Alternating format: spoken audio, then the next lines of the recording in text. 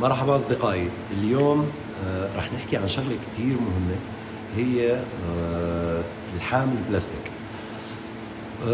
تحديدا قطع البلاستيك تبع السيارات اللي هن الطبون، أو في ناس بتسميه دعامية، في ناس بتسميه الصدام.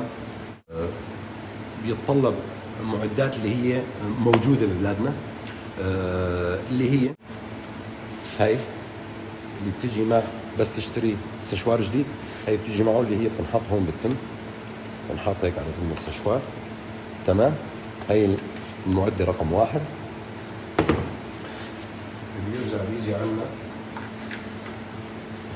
قضبان بلاستيك، هن اللي بنستخدمهم للحامل البلاستيك. كمان اللي هو مثل جلخ، هذا مو كتير ضروري.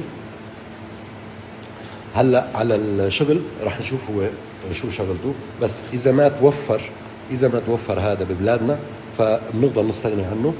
ونفس الشيء هذا البلاستيك كمان اذا ما توفر كمان بنحسن انه نستغني عنه. وراح احكي عنه للطريقه هلا كيف بعد ما نستخدمه. راح نقص الطبون هلا.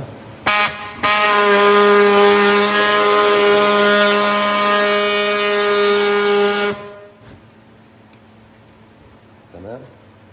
هيك ان شاء الله يكون واضح بالصورة.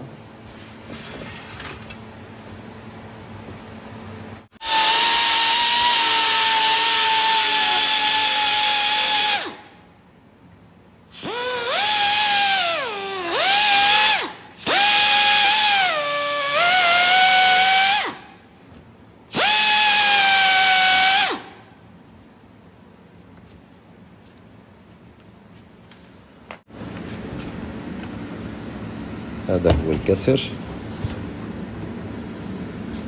تمام. هيك جلخنا هون. هلا اذا كان السشوار من اللي له درجة حرارة، ففيك تحط درجة حرارته، فيك تحط درجة حرارة 400. نجي بنبلش من البداية طبعا.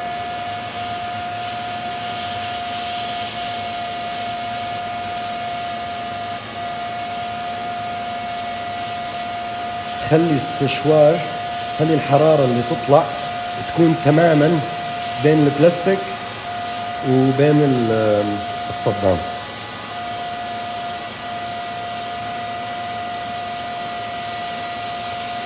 تماما هيك. وبتمشي تمشي ايدك مع الحرارة تبع اللي عم تجي.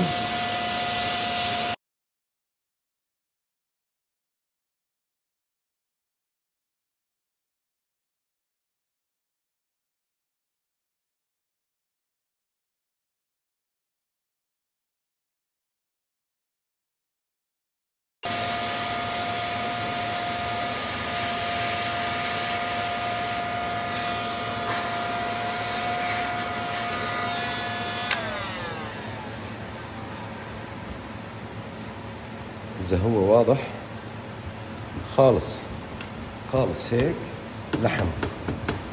إذا الطبون رجع أكل ضربة مرة تانية ولا هيك، هو مكفول، لأنه هن صاروا تقريبا روح وحدة مع بعضها. هلا في عنا شغلة هون. هلا ممكن في ناس تيجي تتساءل إنه طيب ما عنا ببلادنا مثل قضبان اللحام، هي قضبان البلاستيك ما عنا منها ببلادنا، فشو الحل بهيك حال؟ اوكي، انا راح اعطيكم حل بسيط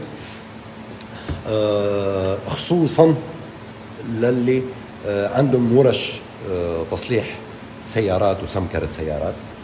اكيد في عندهم طبونات بلاستيك مكبوبة، يعني مكسرة كتير، ما بتتصلح، خربانة. فبنقدر ناخد من نفس الطبون اللي هو مكسور، نقدر نقص شقفة هيك مثل هاي ونلحم فيها. وطبعا هلا راح اعملها للعملية وفرجيكم كيف. يفضل انه يكون البلاستيك نفس نوعية البلاستيك، لانه هو له رمز، وانا هلا راح فرجيكم شو هو الرمز تبع نوعية البلاستيك. هلا بالنسبة لهي القضبان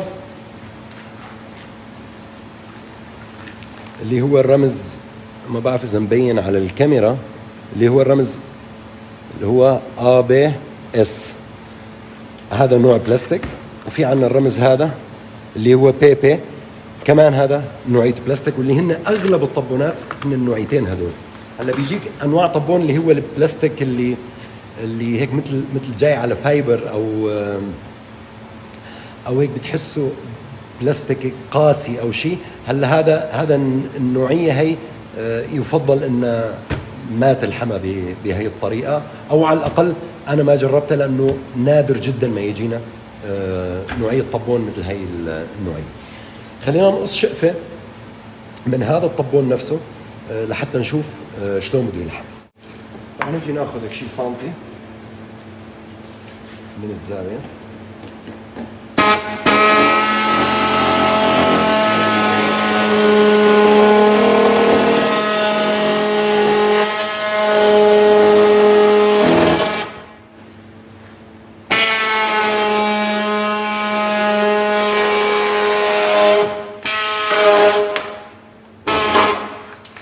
تمام،